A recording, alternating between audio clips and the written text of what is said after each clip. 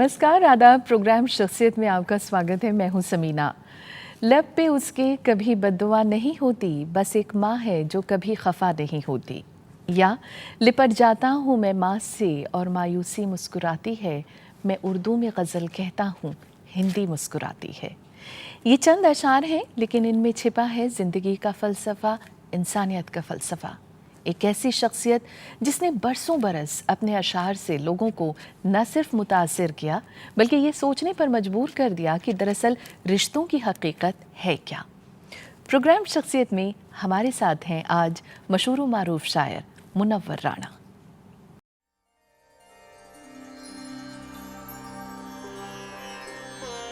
किसी को घर मिला हिस्से में या कोई दुकान आई, किसी को घर मिला हिस्से में या कोई दुकान आई, मगर मैं सबसे छोटा था, मेरे हिस्से में माँ आई। किसी को घर मिला हिस्से में या कोई दुकान आई, मगर मैं सबसे छोटा था, मेरे हिस्से में माँ आई। इस तरह मेरे गुनाहों को वो धो देती है, इस तरह मेरे गुनाहों को वो धो देती है। माँ बहुत गुस्से में होती है तो रो देती है। मेरी ख्वाहिश है कि मैं फिर से फरिश्ता हो जाऊं, माँ से इस तरह लिपट जाऊं कि बच्चा हो जाऊं। लफ्जों की जादूगरी, बुलंद आवाज, रिश्तों की तर्जुमानी करता एक हसास लहजा। मतलब ये है कि थकन को ओढ़ के बिस्तर में जाके लेट गए, थकन को ओढ़ के बिस्तर में जाके लेट गए, हम अपनी कब्र मुकर्रर में जाके लेट गए। थकन को ओढ़ के बिस्तर में जाके लेट गए, हम अपनी कब्र मुकर्रर में जाके लेट गए। और तमाम उम्र हम एक दूसरे से लड़ते रहे, मगर मरे तो बराबर में जाके लेट गए। बड़ी बड़ी आंखों वाला एक रौबीला चेहरा, गंगा जमुनी तहजीब का नुमाइंदा, हिंदी और उर्दू अदब का अनमोल शायर, जिनकी शायरी में है एक नया रंग। मशहूर व महबूब शायर सैयद मुनव्वर अली राणा, जिनकी जबान पर महबूब के पांव की खामोशी नहीं, बल्कि कान छिदवाती करीबी होती है। इनकी शायरी में बसते हैं मजदूर, मजलूम, गांव, खेत, खपरेल और माँ, यानी जिंदगी के खूबसूरत रंग, जो रिश्तों और मोहब्बत को आधुनिक हालात में गजल के जरिए परिभाषित करते हैं। मुनव्वर राणा जिस संजीदगी से कागज पर अपनी संवेदनाओं को उकेरते हैं, उतनी ही संजीदगी और जिम्मेदारी के साथ अपना कलाम भी पेश करते हैं। मुनव्वर राणा की पैदाइश सई नदी के किनारे बसे तारीखी शहर रायबरेली की है, जहां से हिंदी और उर्दू के कई अनमोल कवि और शायर हुए हैं। इनके वालिद मोहतरम सैयद अनवर अली और वालिदा आयशा खातून, जिन्होंने हिंदुस्तान और पाकिस्तान के बीच बंटवारे का जख्म भी सहा। वक्त और हालात ने इन्हें कहां से कहां पहुंचा दिया। तकदीर के लिखे को कौन टाल सकता है।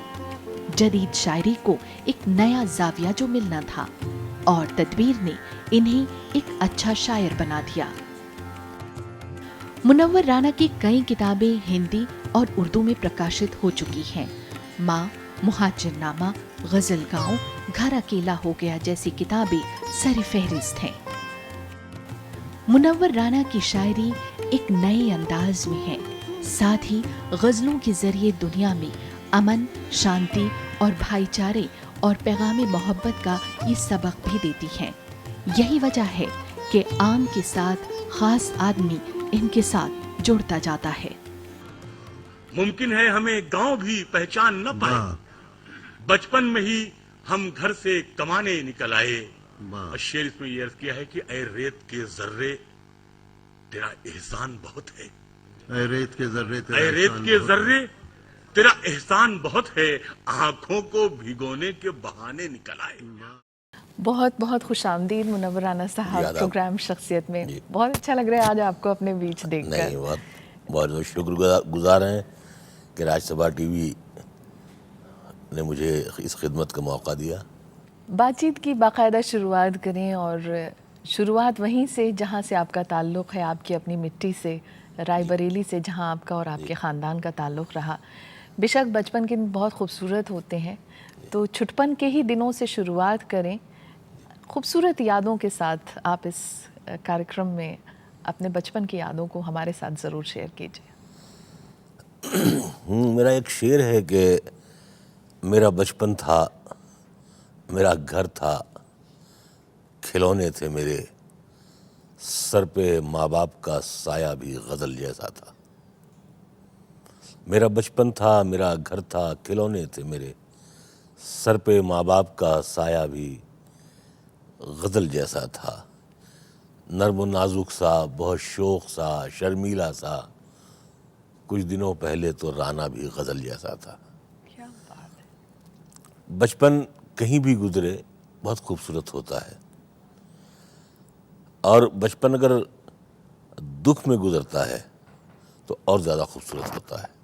तो मेरा बचपन भी बहुत उथल पुथल में रहा।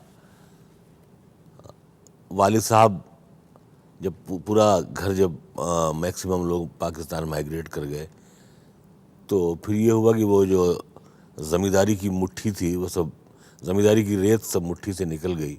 तो मेरे वालिद ने फिर करीब 25 बरस ट्रक चलाया। तो बिल्कुल एक तरह की जो ज़िंदगी थी बड़ी मुश्किल सी हो गई। वालिद साहब कभी 2 दिन नहीं आते, कभी 4 दिन नहीं आते। एक पर्दादार खातून, यानी एक टाट का पर्दा जिसके पीछे मेरी माँ अपने आप को, अपने ख़ानदान की इज़्ज़त को और अपने बच्चों को महफूज रखने के लिए जद्दोजहद करती थी, तो वो मुश्किल दौर था। जैसे ये कहा जाता है कि बच्चे की सबसे अच्छी किताब माँ, बच्चे का सबसे अच्छा स्कूल माँ की गोद। उसी तरह जो छोटे से स्कूल होते हैं वहाँ बहुत केयर होती है, बहुत ख्याल रखा जाता है। और उन दिनों बड़े बड़े स्कूलों का फैशन भी नहीं था। उन दिनों स्कूल तिजारत नहीं थी, इबादत थी। शायरी का शौक़ क्या आपको विरसे में मिला? वालिद साहब को भी मैंने सुना शायद शौक़ था और वो आपको बताया करते थे। हाँ, नहीं शौक़ था, लेकिन सब बड़े मौलवी थे, बड़े ख़तरनाक वाले।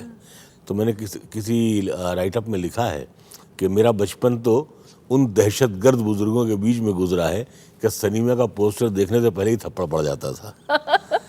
तो शायरी का शौक़ था, लेकिन सब मौलवी घराना था। हमारे यहाँ सब पढ़ाई का सिलसिला, बल्कि ये दिलचस्प बात है कि हमारे रायबरेली के जहाँ के हम रहने वाले हैं, तो उस पुरानी रायबरेली के इलाके के जितने भी हिंदू मुसलमान हैं सब हमारे घर के पढ़ाए हुए हैं। चाहे वो औरतें रही हों, वो हमारी दादी पढ़ाती थीं, फूफियाँ पढ़ाती थीं, या मर्द हों तो वो हमारे दादा पढ़ाते थे, हमारे चचा पढ़ाते थे। लेकिन जब आपने कहना शुरू किया तो फिर आपके जो बड़े बुजुर्ग थे उनका रिएक्शन क्या था? किस तरह से उन्होंने रिएक्ट किया? नहीं, मेरे वालिद बहुत शान से कहते थे कि भाई मैं शायर तो नहीं हूँ, लेकिन शायर का बाप हूँ। हाँ, बहुत कॉन्फिडेंस के साथ कहते थे। समीना जी, एक बात समझ लें, आपकी तरक्की की जो बुनियादी खुशी होती है वो सिर्फ माँ को और बाप को होती है। क्या बात है। बाकी हर खुश होने वाले में कहीं ना कहीं परसेंटेज कम होते चले जाते हैं। आपने स्ट्रगल भी बहुत किया और अब आज जिस मकाम पर हैं, तो यकीनन अगर मैं आपसे कहूँ कि थोड़ा सा पीछे पलट कर देखिए और उन दिनों को आप हमारे साथ शेयर कीजिए जब आपने बेपनाह स्ट्रगल किया। असल में हमारी ज़िंदगी भी, वो किसी उस्ताद शायर का शेर है कि हमारी ज़िंदगी ऐसी है जैसे गेसुए जाना परेशान है मगर कितनी हंसी मालूम होती है। जब रायबरेली से माइग्रेट कर गए हम लोग, कलकत्ता चले गए, मेरे वालिद ने वहाँ ट्रांसपोर्ट का काम शुरू किया, तो मैं 8वें में था मैं उन दिनों। तो उन दिनों में नक्सल मूवमेंट का मुझे शौक़ हो गया, क्योंकि जवानी जो है वो ये सोचती है कि हर फैसला बुलेट से होना चाहिए, बैलेट से नहीं। फिर रफ्ता रफ्ता जब आदमी थकता है तब वो सोचता है कि जब उसकी मतलब उसका जोश कम होता है। तो जब मैं नक्सल मूवमेंट में मतलब नक्सली लोगों में बैठने उठने लगा 2-4, तो मेरे वालिद ने मुझे घर से निकाल दिया। तो उन्होंने कहा कि घर से निकाल दिया। मैं 2 साल तक मैं ट्रक पर घूमता रहा। वो 2 साल का पीरियड जो था, हम ये सोचते हैं कि जैसे हम अपने बच्चे को, भतीजे को, आप अपने बेटे को, लोग अपने बेटे को अमेरिका और लंदन और यहाँ वहाँ भेज देते हैं पढ़ने के लिए, लेकिन हमारे ख्याल से वो 2 साल की जो मुद्दत थी उसमें हमने पूरी दुनिया की तालीम यहीं हासिल कर ली। यानी अमेरिका ने भी मुझे यहीं आके सिखाया होगा, लंदन ने भी मुझे आके यहीं सिखाया होगा।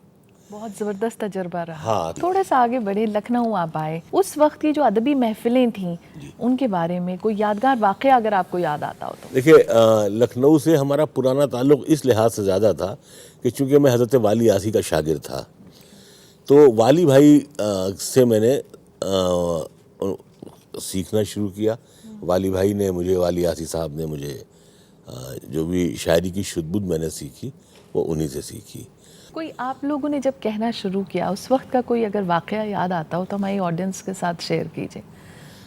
ये दिल्ली में अंजुमन उरूज अदब का मुशायरा था। मेरे मेरे उस्ताद मुझे लेकर के आए और उन्होंने बहुत कोशिश की कि मुझे पढ़वाया जाए, लेकिन उन लोगों ने नहीं पढ़ाया। उन्होंने कहा कि नहीं साहब, हम किसी एक्स्ट्रा शायर को नहीं पढ़ाएंगे। मुझे थोड़ा सा बुरा लगा, लेकिन बहरहाल उतना मुझे कोई शौक़ भी नहीं था। खैर उन्होंने बहरहाल मलिकज़ादा और बेकल साहब के कहने पर उन्होंने पढ़वा दिया मुझे। तो वाली भाई ने उनसे कहा कि भाई लड़के के हाथ पे 100 रुपये किराए के नाम पे रख दो, लेकिन मेरे मुँह ने 100 रुपये नहीं दिया। खैर बात ख़त्म हो गई, हम लोग होटल गए।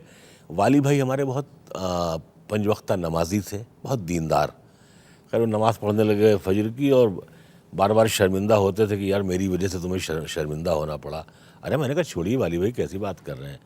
फिर अचानक पता नहीं क्या हुआ, एक बार उन्होंने यूँ जानमाज समेटी और यूँ हम लेटे हुए थे, इधर घड़ी एक लगी हुई थी और उन्होंने सिर्फ इतना कहा कि बेटा एक बात कह रहा हूँ मैं तुमसे, घड़ी के हिंद से बन जाओ नंबर, कांटा तो इंशाल्लाह एक दिन दुनिया का बड़े से बड़ा तुम्हारे ऊपर रुकेगा। ये महाजिर हैं मगर हमें दुनिया छोड़ आए हैं, महाजिर हैं मगर हमें दुनिया छोड़ आए हैं। तुम्हारे पास जितना है हम उतना छोड़ आए हैं। महाजिर हैं मगर हमें दुनिया छोड़ आए हैं। तुम्हारे पास जितना है हम उतना छोड़ आए हैं। कई आंखें अभी तक ये शिकायत करती रहती हैं कि हम बहते हुए काजल का दरिया छोड़ आए हैं। मुनव्वर साहब, आपके कुछ दोस्त अहबाब हैं जिन्होंने अपनी राय का इजहार किया है, आइए आपको दिखाते हैं उनका क्या कहना रहा आपके लिए। मुनव्वर, मुद्दतों के बाद आज मुलाकात हो रही है, बड़ी खुशी हो रही है तुमसे गुफ्तगू करते हुए। हम लोग बरसों एक दूसरे के साथ रहे। कलकत्ता में तो तन्हा देखकर लोग हमें अधूरा सा समझने लगे थे। 24 घंटे तकरीबन साथ रहा हमारा। मुनव्वर राना ने अपनी शायरी में ऐसे गिरे पड़े मौज़ूआत को जगह दी जिन्हें उर्दू गज़ल वाले अछूत समझते थे। ट्रेन में झाड़ू लगाते हुए बच्चों का जिक्र करना गज़ल में, बीड़ी बनाने वाली औरतों का जिक्र करना गज़ल में, खिचड़ी बनाने का तज़किरा करना गज़ल में, और सबसे बढ़कर माँ और बहन के किरदार को गज़ल में इस्टेब्लिश करना मुनव्वर राना का बहुत बड़ा कारनामा है, बहुत बड़ा कारनामा है जो तारीख़ अदब में याद रखा जाएगा। आदाब।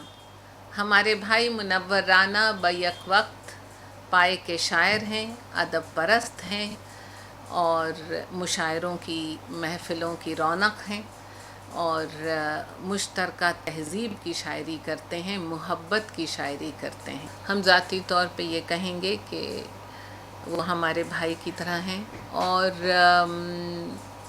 इंसान दोस्त हैं, हसास हैं और अपने दोस्तों का हर वक्त ख्याल रखते हैं। उनकी शायरी में गांव की मिट्टी की खुशबू भी है और शहर की आपाधापी भी। उनकी शायरी और उनके परस्तारों में पीरो जवान भी हैं और बच्चे भी हैं।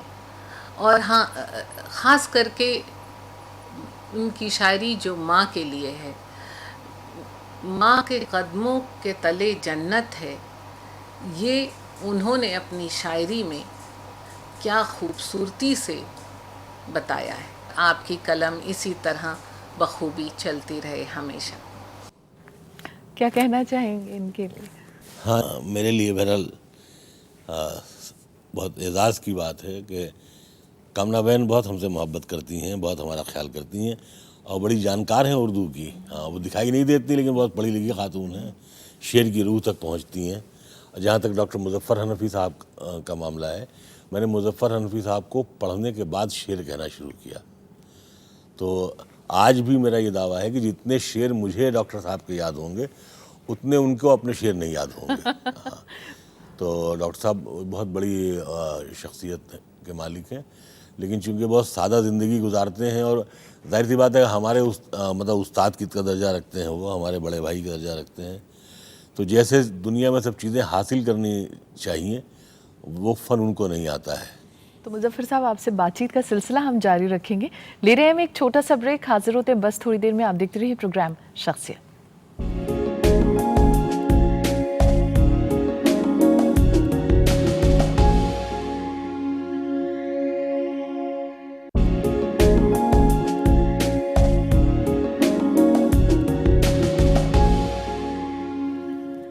और ब्रेक के बाद प्रोग्राम शख्सियत में आपका एक बार फिर स्वागत है। आज हमारे साथ मशहूर व मारूफ शायर मुनव्वर राना हैं। मुनव्वर साहब, माँ आपकी इंस्पिरेशन रही हैं। आपकी शायरी में माँ का जिक्र बहुत तेरी बार होता है, बहुत प्यारी है माँ। हाँ, मैंने ये कई जगह लिखा भी है और असल में वजह यही है कि अपनी माँ से जब मोहब्बत करना शुरू की तो ये लगा कि दुनिया की हर माँ की शक्ल एक ही जैसी होती है। अगर एक मामूली सूरत शक्ल की औरत को महबूब बना लेते हैं हम, तो मेरी माँ भी मेरी महबूब होनी चाहिए। आलोचकों ने, तनकीद निगारों ने, क्रिटिक्स ने हंगामा कर दिया कि साहब गज़ल के माने महबूब से बातें करना है। तो मैंने कहा कि साहब जब आचार्य तुलसीदास के महबूब भगवान राम हो सकते हैं तो मेरी महबूबा मेरी माँ क्यों नहीं हो सकती है? वो माँ जिसने मेरी पैदाइश में 9 महीने अल्लाह का हाथ बटाया, अपनी कोख उधार दी ऊपर वाले को, तब हम पैदा हुए। तो हमने कहा नहीं, हम माँ पे हम शेर कहेंगे। मैंने माँ पे शेर कहना शुरू किया। कुछ याद आता हो तो सुनाइए हमारी हाँ, ऑडियंस के मैं सुनाता हूँ। मैं आपको एक वाक़या मैं आपसे ज़रूर शेयर करना चाहता हूँ। जब पोस्टमार्टम हाउस में शनाख्त के लिए एक माँ दाखिल होती है अपने बेटे के, तो वहाँ अंधेरा रहता है बहुत, तो वो सिर्फ यहाँ मस्तक पे हाथ रखती है और फ़ौरन कह देती कि ये मेरा बेटा नहीं है, और अचानक किसी मस्तक पर हाथ रखती है और वो बेहोश हो जाती है। यानी आप ये समझिए कि इतनी थपकियाँ उसने दे रखी होती हैं कि उस माँ के हाथ में घाट बन जाते हैं अब बेटे के मस्तक के। क्या शेर ये है कि मुख्तसर होते हुए भी ज़िंदगी बढ़ जाएगी, माँ की आंखें चूम लीजिए रोशनी बढ़ जाएगी। मैंने किसी शेर में कहा है कि यूं तो अब उसको सुझाई नहीं देता, लेकिन माँ अभी तक मेरे चेहरे को पढ़ा करती है। बहुत खूब। यूं तो अब उसको सुझाई नहीं देता, लेकिन माँ अभी तक मेरे चेहरे को पढ़ा करती है। यूं टटोलती हैं, टटोल के ठीक हो भैया? हम बोले हाँ अम्मी ठीक है। एक दिन हमने कहा अम्मी तबीयत मेरी ख़राब थी, हमने कहा अम्मी अब हम बूढ़े हो रहे हैं। कहेंगे तू कैसे बूढ़ा हो जाएगा? जिसकी माँ जिंदा होती है वो बूढ़ा नहीं होता है। मैं बहुत रोया। मैंने फिर एक शेर कहा कि कल अपने आप को देखा था माँ की आंखों में, ये आईना हमें बूढ़ा नहीं बताता है। मिलता जुलता है सभी माँओं से माँ का चेहरा, गुरुद्वारे की भी दीवार न गिरने पाए। वो हिंदुस्तान जहाँ गंगा को हम माँ कहते हैं, जमुना को हम माँ कहते हैं, सरस्वती को हम माँ कहते हैं, यहाँ तक कि हम गाय तक को माँ कहते हैं, वहाँ अगर हम माँओं के साथ अगर हम ये सलूक करें कि उनको ओल्ड एज होम में भेजें, उनको अलग कमरों में रखें, उनके साथ अगर अच्छा सलूक न करें, तो ये मतलब ये इस देश के लिए बुरा है। तो ये सोचकर मैंने शेर मैंने कहना शुरू किया, हमें इस मुल्क को उस तरफ लाने के लिए कुछ न कुछ ऐसे कदम उठाने पड़ेंगे।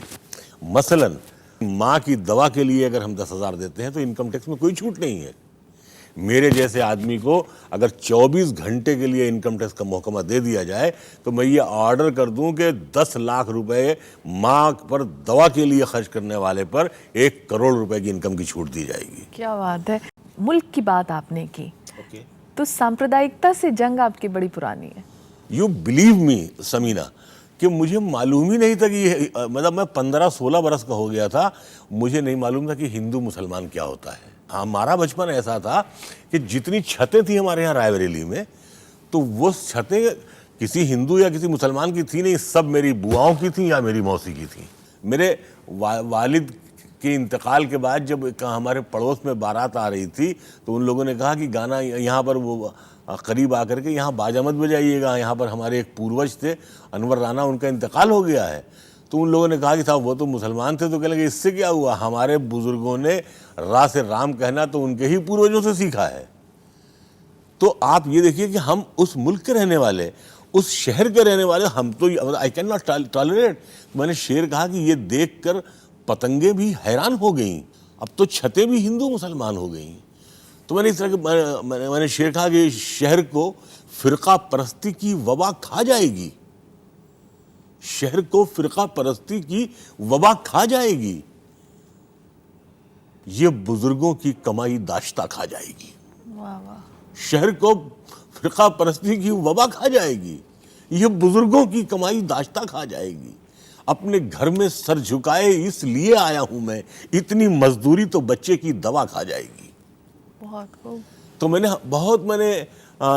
मेरी गजल है कि न मैं कंघी बनाता हूं, न मैं चोटी बनाता हूं, न मैं कंघी बनाता हूं, न मैं चोटी बनाता हूं, गजल में आप बीती को मैं जगबीती बनाता हूं। और गजल वो सिन्फ नाजुक है जिसे अपनी रिफाकत से वो महबूबा बना लेता है, मैं बेटी बनाता हूं। बहुत खूब। गजल वो सिन्फ नाजुक है जिसे अपनी रिफाकत से वो महबूबा बना लेता है, मैं बेटी बनाता हूं। मेरे आंगन की कलियों को तमन्ना शाहजादों की, मेरे आंगन की कलियों को तमन्ना शाहजादों की, मगर मेरी मुसीबत ये है मैं बीड़ी बनाता हूं। शेर इसमें यह है कि मुझे इस शहर की ये समीना बहन, तुम्हारे हवाले से, तुम्हारी राज्यसभा टीवी सुनने वाली तमाम बेटियों का और बहनों के नाम ये शेर है। मुझे इस शहर की सब लड़कियां आदाब करती हैं, मुझे इस शहर की सब लड़कियां आदाब करती हैं, मैं बच्चों की कलाई के लिए राखी बनाता हूं। क्या बात है। मुझे इस शहर की सब लड़कियां आदाब करती हैं, मैं बच्चों की कलाई के लिए राखी बनाता हूं। और शेर यह है कि हुकूमत का हर एक इनाम है बंदूक साजी पर, मुझे कैसे मिलेगा, मैं तो बैसाखी बनाता हूं। मुझे कैसे मिलेगा, मैं तो बैसाखी बनाता हूं। मुनव्वर साहब, आपके कुछ और अपने हैं जिन्होंने अपनी राय का इजहार किया है, आइए देखते हैं उनका क्या कहना रहा। मुनव्वर राना भारत के बहुत बड़े शायर हैं, उनकी बहुत ही अच्छी शायरी मैंने सुनी है, और ख़ासकर जो उन्होंने मुहाजिरनामा लिख दिया, ये तो गज़ब की शायरी है। जो 1947 या उसके आसपास भारत से कई लोग मुहाजिर गए थे पाकिस्तान, और बाद में वहाँ पहुँच के पछतावा हुआ कि क्या हमने गलती कर दी। कोई इलाहाबाद का था, कोई लखनऊ का था, कोई दिल्ली का था, कोई राजस्थान का था।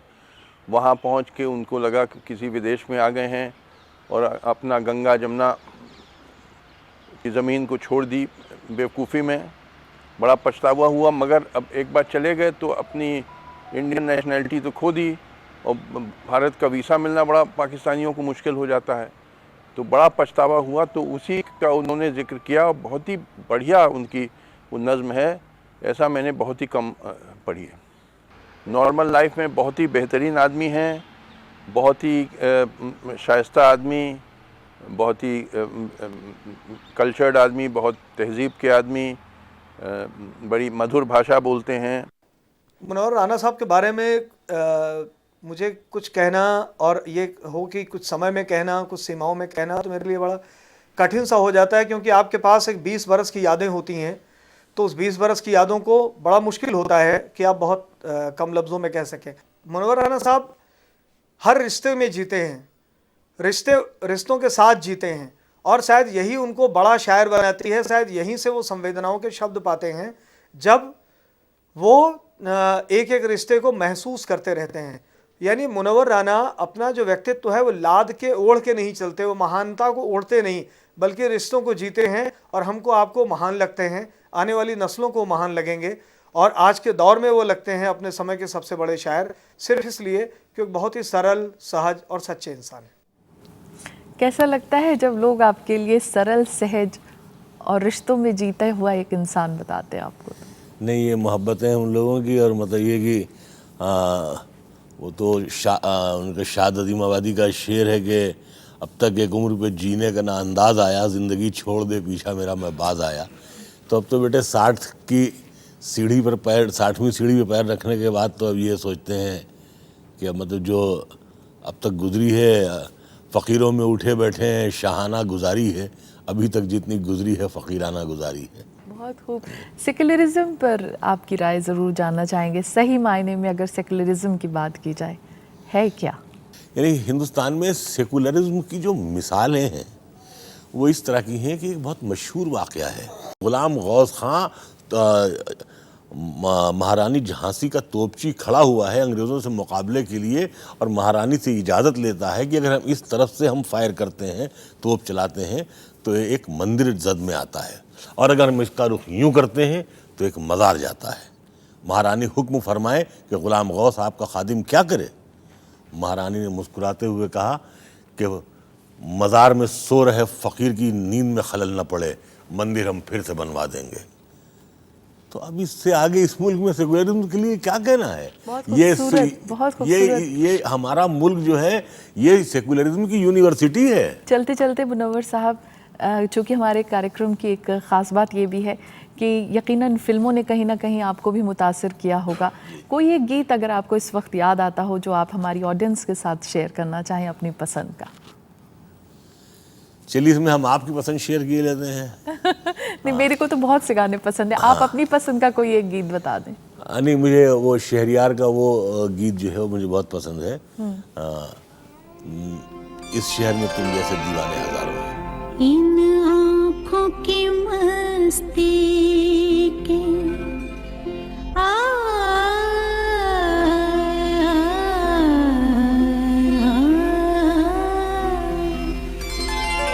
इन आँखों की मस्ती के मस्ताने हजारों हैं, मस्ताने हजारों हैं, इन आँखों से वाबस्ता, इन आँखों से वाबस्ता, अफसाने हजारों हैं, अफसाने हजारों हैं, इन आँखों की मस्ती।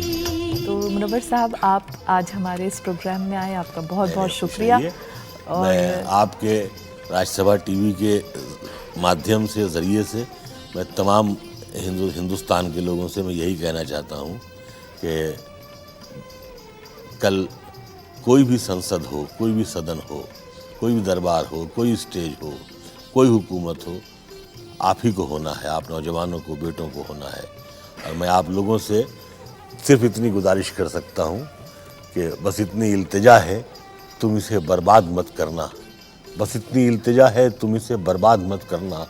तुम्हें इस मुल्क का मालिक मैं जीते जी बनाता हूँ, न मैं कंघी बनाता हूँ, न मैं चोटी बनाता हूँ, गदल में आप बीती को मैं जग बीती बनाता हूँ। बहुत खूब, बहुत बहुत शुक्रिया। तो शख्सियत में आज फ़िलहाल इतना ही। एक और ताबिंदा सितारे के साथ आपसे होगी जल्द मुलाकात। इजाज़त दीजिए। नमस्कार, आदाब।